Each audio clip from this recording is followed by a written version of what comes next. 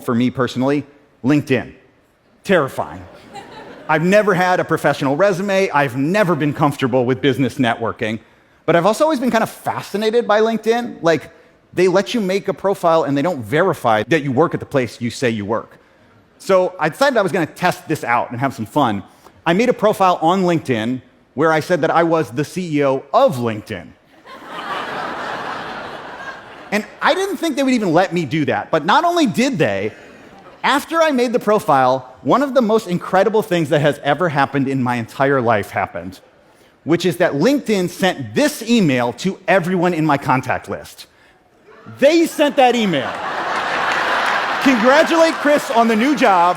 Chris Duffy is now CEO of LinkedIn. That's a better joke than anything I could ever write in my entire life. I was the CEO of LinkedIn on LinkedIn for 1 year. And at that 1 year mark, LinkedIn sent yet another email to everyone in my contact list asking them to congratulate me on my work anniversary. And at that point, I received a message from a woman named Faith who worked on LinkedIn's trust and security team. She said, my account was being locked due to concerns about its inaccuracy.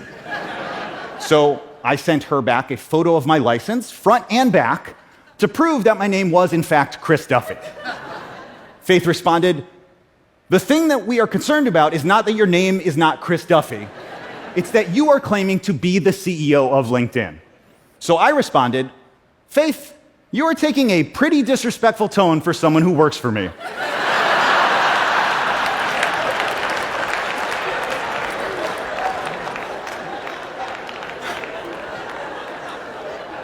Ten seconds later, she permanently deactivated my account. It was a short but glorious stint running my own personal social network. There is no shortage of material out there. There is so much to laugh at. And if you have a little bit of courage to allow yourself to be laughed at and to laugh at yourself, you can make discoveries that you never would have otherwise. Every comedian that I know has a notebook or some sort of document where they keep track of all the little odd things that they notice or think throughout the day. My favorite part about working in an elementary school is that I could never predict what was going to happen next. Every day was a new, incredible day. There was never a boring moment. Sometimes you think that you're handing out a worksheet just reviewing the names of shapes. But then, instead of getting back hexagon and octagon, you get back this. And I think we can agree that is just correct. That's right. That is Gabriella. Or another time I was teaching a class on human biology to my 5th grade students when one of them afterwards handed in this anonymous question card. And you know, what really gets me about this, what kills me, is we had spent so long studying punctuation.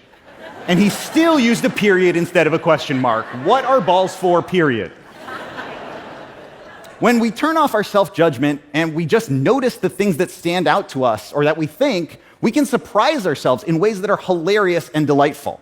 And now, what am I up to these days? I'm so glad you asked. I'm the founder and owner of TED.